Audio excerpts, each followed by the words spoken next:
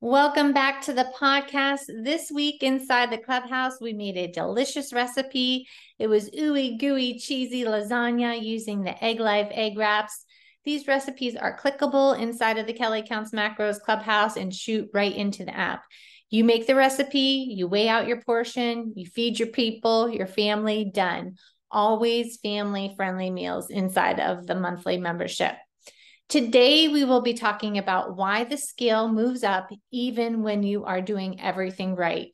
You're crushing your workouts, the calorie deficit is in place consistently, and you are keeping it simple. But first, I want to read a 5-star review of the podcast. Julia Strand says, KKM is just what you need. Kelly breaks down the science of macronutrients and how it relates to fat loss into easy to follow steps. Her enthusiasm is contagious and her practical tips are priceless.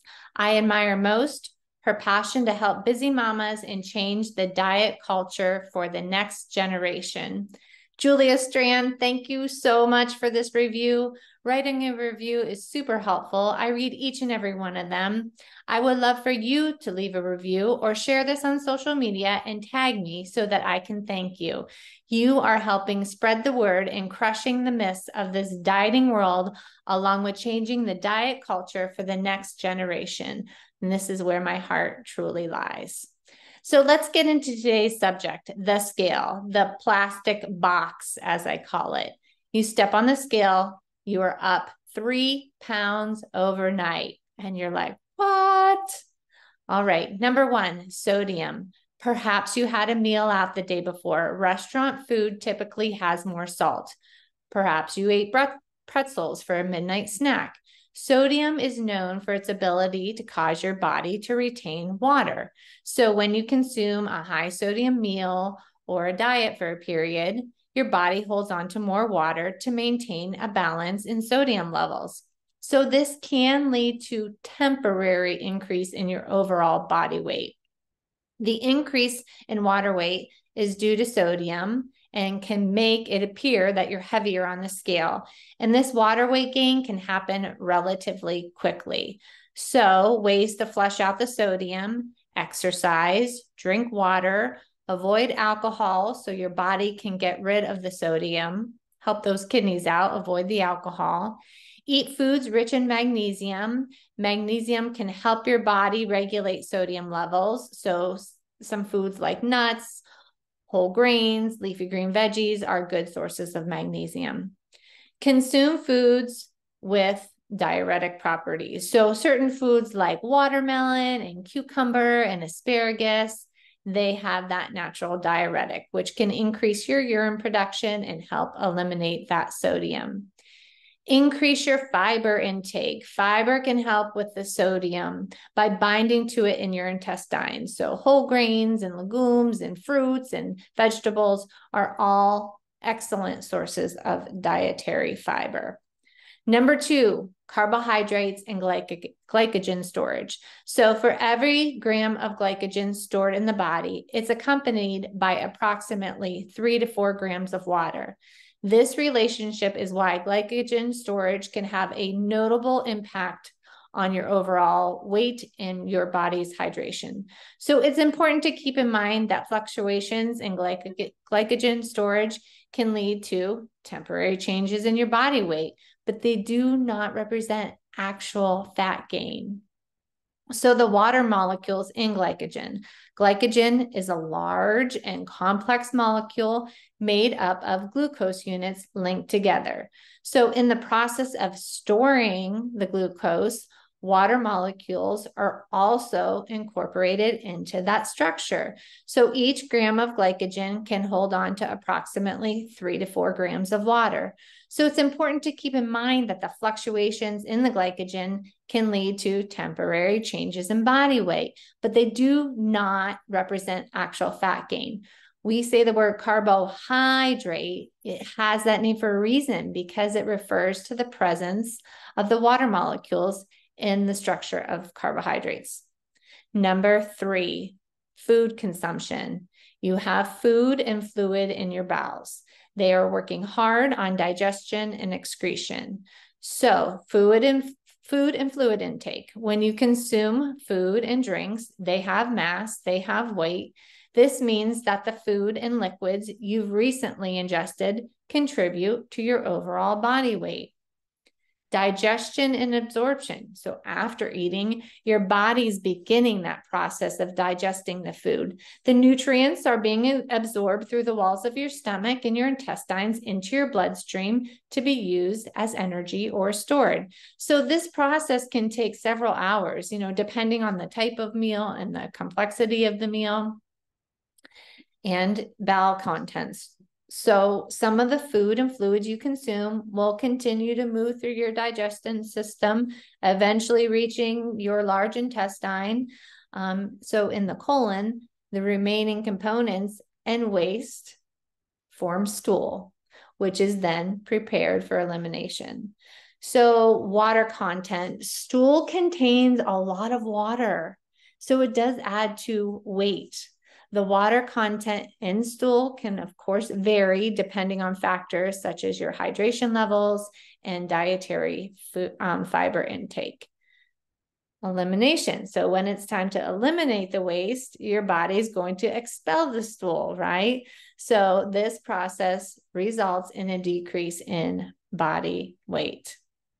So scale measurements. As food moves through the digestive system and stool is formed and it's eliminated and you poop, your body weight can fluctuate. You may weigh more immediately after eating and drinking and less after a bowel movement due to the removal of the food and waste. So poop weighs something. Watch my mini cut on Instagram. It's the first bubble underneath my bio. It is my mini cut. So you will see that poop does weigh something. I actually weigh myself before and after. So my suggestion is to weigh yourself at consistent times, such as in the morning, before eating, and after using the restroom. So this minimizes the influence of the food and the fluid intake on the plastic box. Okay, number 4, dehydration. You sweat and you weigh less initially. So quick story, I used to be a runner, ran 50 plus miles a week or more. And after I would run, I would weigh myself, typically on a Saturday after a long run, after I was sweaty. I would be so dehydrated, but my old mindset would be very happy with this lower number. So now that I'm wiser and I have my head in the right place, I understand why, and I don't rejoice over this. I think a lot of people that exercise can relate to this. So dehydration can indeed lead to fluctuations on the scale, and it's important to understand why. So the initial weight loss, when you're dehydrated, your body loses water, which has weight. So this initial water loss can result in a decrease in body weight. And this is what you may see on the scale when you're dehydrated. So this weight loss is temporary and not fat loss. Sweat and fluid loss. So sweating, like we mentioned, is one way your body loses water to regulate its temperature. This fluid loss can be significant, especially during physical activity or running many miles like I was, or in hot weather. So it can lead to a noticeable reduction in your body weight on the plastic box. So rehydration, let's talk a little bit about this. So when you rehydrate by drinking fluids, your body begins to retain the water to reestablish the proper levels of hydration. So this can cause the scale to move back up as the body holds on to the water that it needs. So this retained water is essential for bodily functions. Let's talk a little bit about severe dehydration and water preservation. So in cases of severe dehydration, your body tries to preserve the water that it has. So this can lead to less fluid being expelled through your urine, and the body might even pull water from other tissues to try to maintain vital functions. So this can affect the scale in both directions. So it might temporarily decrease if you've lost a lot of water due to dehydration, but then will increase as your body retains and restores all of the lost fluids. So all related to changes in water weight and not fat gain. Always having a water bottle with you, take it with you when you go on a walk. Stick it in your shoe so that you don't forget it when you're leaving and going out the door. Number 6, alcohol. So alcohol has no nutritional value, but it has calories. It causes impaired judgment and what I call the drunchies, the drunk munchies. So your decision-making is impaired, and alcohol can lead to dehydration and then overcompensation and then retained water. So your body's just trying to protect you and balance you out. So alcohol fluid balance. Alcohol is a diuretic, which means it can increase urine production and lead to fluid loss through urination, which you notice as you drink more, obviously you go to the bathroom more, you pee more. So this initial fluid loss can result in a temporary decrease in body weight when you're drinking alcohol.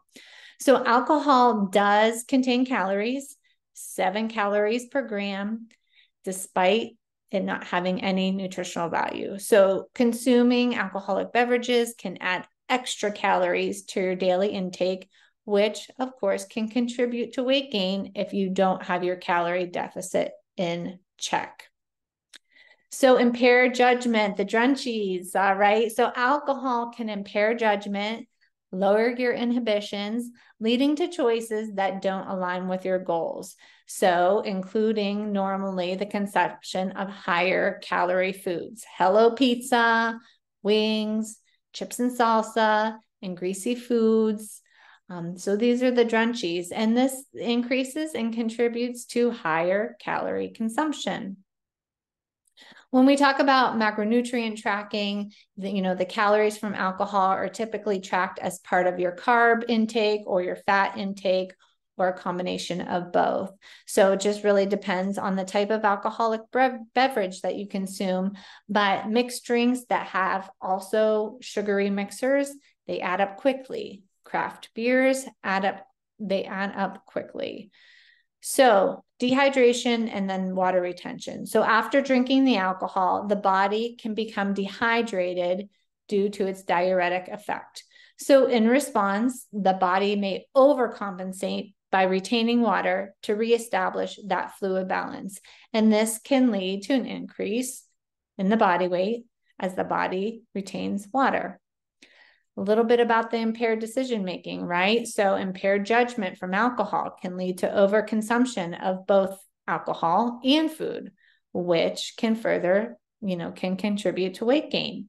So this is including the hangover and the overeating the next day. Perhaps it looks like McDonald's breakfast sandwich and hash browns. Then you go to Cane's and have their chicken for lunch. And then for dinner, you order a pizza. Not to mention all the chocolate and the pastries in between. So your body's just attempting to protect you. The body's fluctuation in weight after alcohol consumption are part of its natural efforts to maintain balance and protect against the potential harm of dehydration. So processes can function despite the effects of alcohol. So your body continues to carry out its vital functions. It's like a factory, including metabolic processes. However, alcohol can interfere with these processes, potentially affecting your nutrient metabolism, your muscle building, and your energy expenditure. Number 6, exercise induces inflammation. So lifting, muscle tear, repair, progressive overload, strength training. So weight fluctuations due to exercise-induced inflammation are common and temporary, okay? They are primarily related to changes in water retention within the muscles while developing that lean muscle mass. So exercise-induced inflammation, when you engage in strenuous exercise, especially the strength training, it can lead to temporary inflammation in the muscles. So this inflammation is part of the natural process of muscle adaptation and growth. The micro tears in muscle fibers caused by exercise stimulate the body's repair and rebuilding processes. So we talk about progressive overload. So in strength training, it's common to progressively increase the intensity and load of your workouts over time. This continuous challenge of your muscles leads to more inflammation as they adapt and become stronger. So this inflammation can temporarily increase body weight as a result of muscle repair. So muscle tear and repair. So as you lift the weights or perform the resistant exercises, you cause teeny tiny tears in your muscle fibers. Your body then goes through the repair process to build these muscle fibers back stronger and more resilient. So this process can increase water retention. So muscle gain, right? Over time, as you're doing all this hard work, as you continue with the strength training, you can experience muscle growth. So muscle growth and gain is desirable. And it contributes to improved metabolism and that lean look that most of us want. It can lead to fluctuations in body weight, as muscle tissue is denser than fat. This is why progress pictures and measurements are super important. Muscle looks so much better on the body and takes up less space than fat. So that's why these pictures and these measurements are important. Let's talk a little bit about bulking up.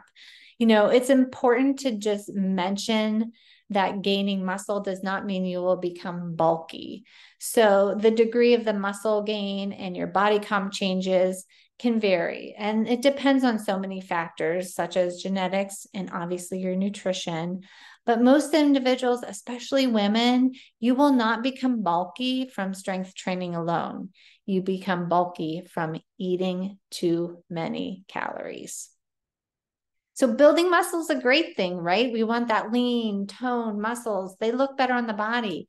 Your ideal body may weigh more than you think. I'm going to say that again. Your ideal body may weigh more than you think. So take those measurements and those progress pictures. Hey, maybe now your shorts fit. Maybe your shorts are getting too big. You can lose fat, but see scale increases. So perhaps you need to gauge your progress by a pair of pants or a pair of jeans and how they fit. You may be lifting heavy and you're building muscles. The scale should not be the only way to dictate progress. Muscle is dense. Fibers are dense in muscles. Muscles look better on your body and take up less space. Number 7, stress and cortisol response. So stress can influence the scale through its impact on cortisol and water retention. Cortisol and stress. So cortisol is often referred to as the stress hormone because it's released in response to stressful situations. It's part of the body's fight or flight response. So in acute stress, cortisol helps the body mobilize energy and respond to the stressor. So water retention, elevated levels of cortisol in response to chronic or acute stress can lead to water retention in the body. This is because cortisol can alter the balance of certain electrolytes and fluids in your system. So of course, leading to temporary increase in body weight. So cortisol regulation. While cortisol is essential for responding to the high stress situations, chronically elevated levels can have negative effects on the health, increased water retention, and potential weight gain. So some ways to combat stress. I suggest walking, yoga, meditation, prayer, therapy. Don't be afraid to go to therapy. Breathing techniques, aromatherapy, a good warm bath, and another one that I love is getting out in nature. Number 8, the good old menstrual cycle. I typically see a weight gain of 1 to 5 pounds with my clients, and this is normal, okay? So there's some water retention, hormonal changes during the menstrual cycle, particularly because of the increase in estrogen and progesterone, can lead to water retention. So this is often noticeable, right, in the days leading up to your period and then during the first few days of the cycle. Of course, the bloat. Many women experience the bloating, which is that yucky feeling of fullness and discomfort. So bloating is often related to hormonal changes. Then cue the food cravings, right? So the hormonal changes can also lead to food cravings, especially for high sugar or high salt foods. So overindulging in these types of foods can result in temporary weight gain. Your energy level. So many women may feel fatigued and tired during their menstrual cycle or their menstrual period. This fatigue can lead to reduced physical activity and exercise, less energy to make meals or food prep, and less energy to align choices with goals. So your menstrual cycle and what happens looks different for everyone, no comparing, but I do highly suggest keeping a journal and log your daily weights. This is the best way to easily notice and become less fixated using your own body patterns. So realizing it has nothing to do with fat gain, and next time you get your period, you will know what to expect. Number 9, travel time and time zone body disruption. So with travel and time zone differences, long flights and crossing multiple time zones can disrupt your body's internal clock, right? The circadian rhythm. This can affect your sleep patterns, your eating habits, and overall well-being. So this disruption in your daily routine can lead to fluctuations. So sitting in altitude, extended periods of sitting during travel, whether it's in a car or by plane or train, can lead to temporary fluid retention and contribute to weight gain. So additionally, changes in altitude can affect how your body retains and releases water. Digestive changes. So travel can sometimes disrupt your digestive system, leading to irregular bowel movements or changes in your gut bacteria. So this can affect the readings as well. Mealtime and choices. Of course, while traveling, meal times and food choices may vary significantly from your usual routine, and that's okay. That's supposed to happen. So different foods, larger portion sizes, eating out more, irregular eating patterns can all lead to temporary weight fluctuations. So, it may take 1 to 2 weeks after a big trip to normalize, to get back to your regular weight and fluid balance after a significant trip. So during this period, your metabolism and your hydration levels normalize and may take 1 to 2 weeks. I do suggest avoiding restrictions. Sometimes when you get back from a trip, you think, oh, I'm going to do really good when I get back, and I'm going to restrict and not eat as much. So it's essential just not to resort to this. Do not become extreme and restrict after travel. This can lead to a cycle of weight fluctuations up and down, and make it harder to maintain a healthy weight. Instead, just focus on just getting back to it. The last one, and this is important, and I think it's overlooked sometimes, is sleep. You're up more and you're going to eat more. And there is a hormonal influence. So sleep deprivation can actually trigger hormonal changes in the body. And there's 2 key hormones that are involved. So first one, ghrelin. So this is known as the hunger hormone. It tends to rise when you're sleep deprived. So this increase can lead to an increased appetite and a craving for those high calorie, high carbohydrate rich foods. The other hormone is leptin, and this is the satiety hormone. This is the one that signals your brain that you're full. So when you lack sleep, your leptin levels decrease, making it harder for your body to recognize, hey, I'm satisfied. I don't need to eat anymore. So this can cause and lead to overeating. So increased food consumption. So sleep-deprived individuals, they often consume more calories than those who get enough rest. They may reach for energy dense, sugary, and high fat foods to try and combat that fatigue and try and stay awake. You're tired, your decision making, there's some fatigue there from the lack of sleep, and it can impair your judgment and decision making abilities. You're more likely to make impulsive food choices, head through the drive-through, and opt for, quick, less healthy options that don't align with your goals, which can contribute to overeating and an increase in calorie intake. You may have a disrupted routine. So with sleep deprivation, it just disrupts your whole daily routine, including your meal timing and your eating habits.